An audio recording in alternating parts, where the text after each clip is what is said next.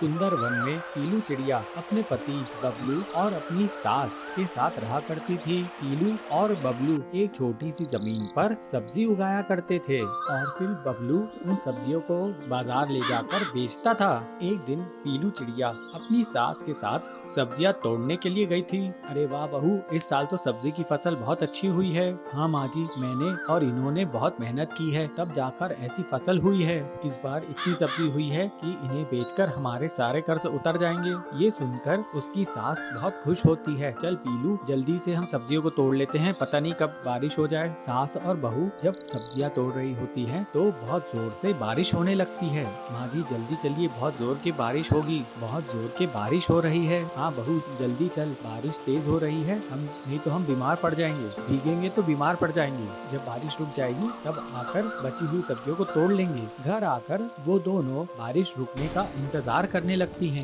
इस बारिश को भी अभी आना था, अगर बारिश नहीं रुकी तो हमारी सारी मेहनत बर्बाद हो जाएगी। ऐसी अशुभ बात मत कर बहू, चल जा अब तू भोजन बना, बबलू आता ही होगा। सुबह से रात हो जाती है लेकिन बारिश रुकने का नाम ही नहीं लेती और थोड़ी देर बाद बबलू भी सब्जी बेचकर घर वापस आ जाता है। आप और पीलू सब्जियां तोड़ने गई थी, सारी सब्जियां तोड़ ली ना?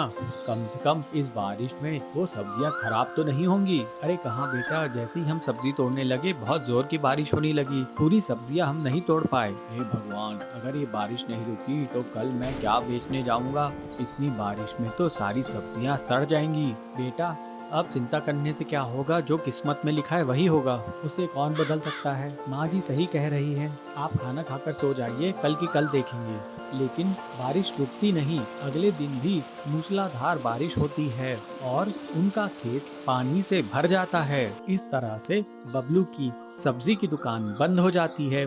ये सब देखकर कालू कौआ मन ही मन बहुत ही खुश हो रहा था। कालू बबलू का पड़ोसी था।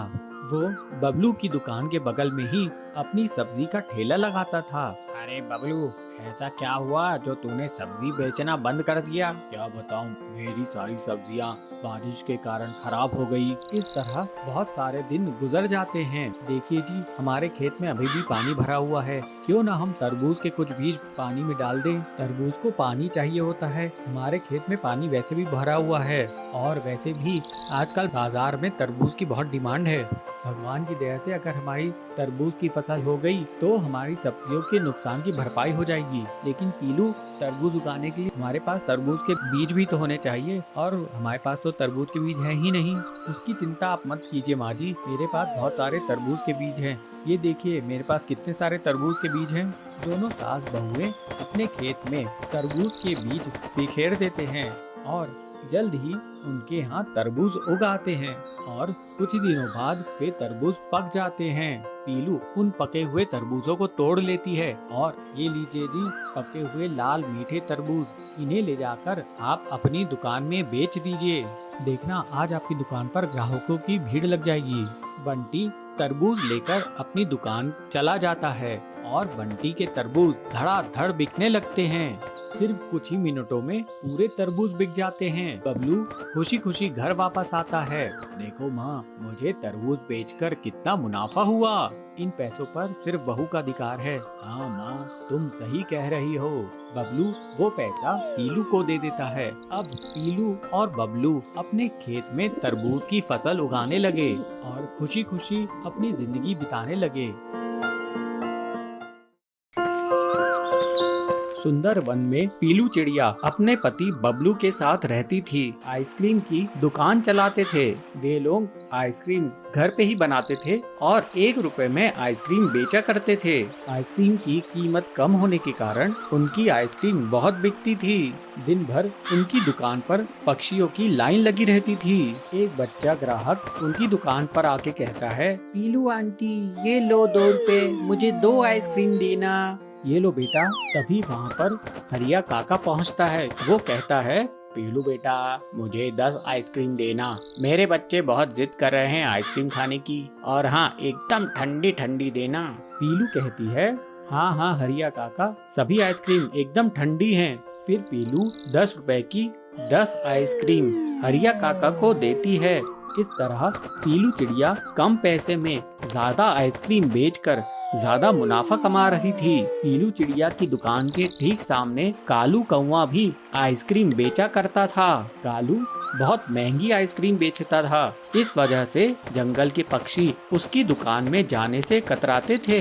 बबलू और पीलू की दुकान पर भीड़ लगी देखकर कालू कौवा बहुत चलता था। एक दिन वो अपनी पत्नी सुंदरी कौवी से कहता है, वो देख सुंदरी, दिन भर बबलू और पीलू की दुकान पर पक्षियों की लाइन लगी रहती है और हमारी दुकान की तरफ कोई देखता भी नहीं है। जब से इन लोगों ने 1 रुपए की आइसक्रीम बेचनी शुरू की है, हम लोगों का धंधा तो एकदम चौपट ही हो गया है। कुछ समझ नहीं आता है कैसे अपनी दुकान पर पक्षियों को बुलाऊं। सुंदरी कहती है, तुम क्यों बेकार में चिंता करके अपना खून जला रहे हो? मेरी मानो तो तुम भी 1 रुपए वाली आइसक्रीम बेचना शुरू कर दो। लेकिन सुंदरी, हमें आइसक्रीम बनाना कहाँ आता है? सुंदरी कहती है, अरे जी, तुम शहर से केमिकल वाली आइसक्रीम ले आया ना, हम 1 रुपए में 2 आइसक्रीम बेचा करेंगे। इतनी सस्ती आइसक्रीम बेचेंगे तो जंगल के सारे पक्षी हमारी दुकान में आएंगे। अगले दिन कालू कौवा शहर में जाकर केमिकल से बनी हुई आइसक्रीम का एक बड़ा सा डब्बा लेकर आता है और दूसरे दिन से वो अपनी दुकान में उसे बेचने लगता है। आइसक्रीम ले लो, आइसक्रीम, रंग बिरंगी आइसक्रीम, 1 रुपए में कई सारे फ्लेवर वाली आइसक्रीम। उसकी आवाज सुनकर बबली चिड़िया वहाँ पहुँचती है और कहती है, अरे कालू अंकल, क्या आप भी आज से 1 रुपए वाली आइसक्रीम बेच रहे हैं? कालू कहता है, हाँ बबली, मैं भी अब से 1 रुपए वाली आइसक्रीम बेचने लगा हूँ और मेरे पास बहुत सारे फ्लेवर्स हैं। तुम्हें कौन सा चाहिए? बबली कहती है, अंकल जी, मुझे मैंगो फ्लेवर्स की 2 आइसक्रीम देना।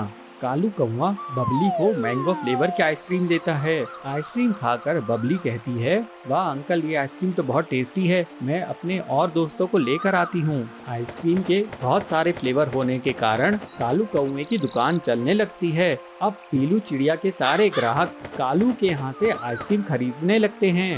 ये देखकर बबलू बहुत दुखी हो जाता है और उसे पीलू समझाती है, तुम चिंता क्यों करते हो? हमारी आइसक्रीम बिना केमिकल की है। देखना, एक न एक दिन सारे पक्षी हमारी ही दुकान में वापस आ जाएंगे। इस तरह कुछ दिन बीत जाते हैं और कालू कौवे की केमिकल वाली आइसक्रीम खाकर लोग बीमार पड़ने लग जाते हैं। बहुत सारे पक्षी उसकी दुकान पर इकट्ठा हो जाते हैं और हंगामा करने लगते हैं। हरिया कहता है, अरे तुम अपनी आइसक्रीम में क्या मिलाते हो? हमारे बच्चे तुम्हारी आइसक्रीम खाकर बीमार पड़ने लगे हैं। आज से पहले ऐसा कभी नहीं हुआ। पीलू चिड़िया की आइसक्रीम हम खाते थे तो कोई भी बीमार नहीं पड़ता था। हम तुम्हारी कंप्लेन पुलिस में करेंगे। ये सुनकर कालू डर जाता है। वो कहता है, नहीं नहीं, मेरी कंप्लेन पुलिस में मत करना। मैं अब से आइसक्रीम बेचना बंद कर दूंगा। मैं ये आइसक्रीम शहर से खरीद कर लाता था। मुझे नहीं पता था कि इसमें केमिकल्स मिले हैं जिससे बच्चों की तबीयत खराब हो जाएगी। फिर कालू कौवा केमिकल से बनी हुई आइसक्रीम बेचना बंद कर देता है और पीलू और बबलू की दुकान फिर से चल निकलती है। सारे पक्षी उन्हीं के यहाँ से आइसक्रीम खरीदने लगते हैं। कुछ दिनों बाद दोनों पति पत्नी अब अलग अलग फ्लेवर्स की आइसक्रीम बेचने लगते हैं। उनकी दुकान की बिक्री अब और बढ़ जाती है। फिर बबलू कबूतर और पीलू चिड़िया खुशी खुशी रहने लगते हैं। बहुत साल पहले पीलू चिड़िया अपने पति बंटी के साथ एक पेड़ पर खुशी खुशी रहती थी। एक दिन उस पेड़ की जड़ के पास एक सांप रहने लगा। वो वहाँ पर बिल बना के रहता था और जब भी पीलू चिड़िया अपने अंडों को घोंसले में छोड़कर जाती थी तो वो सांप उन अंडों को खा जाता था। इस परेशानी के कारण पीलू अपने पति से कहती है, बंटी जी, मैं सांप से बहुत परेशान हो गई हूँ। वो जब देखो हमारे अंडे खा जाता है। तुम कुछ करते क्यों नहीं? बंटी कहता है, पीलू, मैं क्या करूँ? वो सांप बहुत ही ताकतवर है। हम उसके सामने मजबूर हैं। हम उसका सामना नहीं कर सकते। पीलू कहती है, तो फिर क्या करें? क्या हम अपने अंडों का उस शिकार होने दे? मैं ऐसा होते नहीं देख सकती हूँ। ऐसे तो फिर हमारे कभी बच्चे हो ही नहीं पाएंगे। तुम्हें तुम्हें पता है मुझे कितना दर्द होता है अपने बच्चों को खोने का। चलो एक काम करते हैं, हम इस जंगल को छोड़कर कहीं और रहने के लिए चलते हैं। इस पर उसका पति कहता है, तुम सही कह रही हो, अब यही एक आखिरी रास्ता है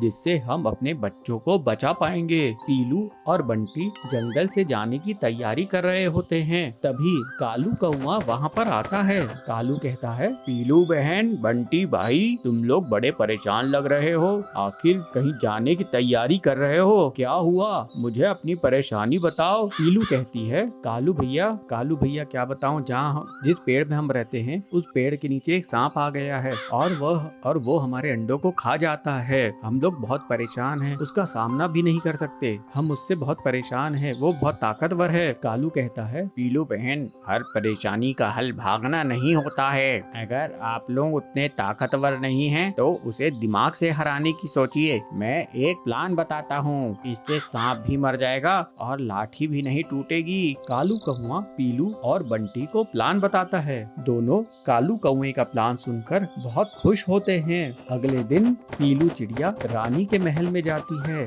वहाँ वो रानी का एक खूबसूरत हार चुराकर भागने लगती है। रानी ये देख लेती है और वो अपने सिपाहियों को आवाज लगाती है, सैनिकों, वो देखो, वो चिड़िया मेरा बेशकीमती हार चुरा के लेके जा रही है। वो तुम्हारे राजा ने मुझे तोहफे में दिया था, जाओ उसको तुरंत पकड़ के लाओ। सैनिक भाला लेकर पीलू चिड़िया का पीछा करने लगते हैं। पीलू चिड़िया देखती है कि सैनिक उसके पीछे भाला लेकर आ रहे हैं। वो अपने पेड़ के पास पहुंचती है और उस रानी के बेशकीमती हार को सांप के बिल में डाल देती है। सिपाही भाले के डंडे से हार निकालने की कोशिश करते हैं और उस गड्ढे में डालते हैं। इससे सांप परेशान होकर बाहर आता है। सांप कहता है, अरे कौन है जो मुझे तंग कर रहा है, कौन है जो मुझे डंडा मार रहा है, मैं छोड़ूंगा नहीं। सांप को देखकर सिपाही सांप पर भाले से हमला करते हैं। सांप वहीं पर मर जाता है। इस तरह पीलू और बंटी अब हंसी खुशी रहने लगे। थोड़े दिनों बाद पीलू को बहुत सुंदर सुंदर बच्चे होते हैं। पीलू बहुत शान से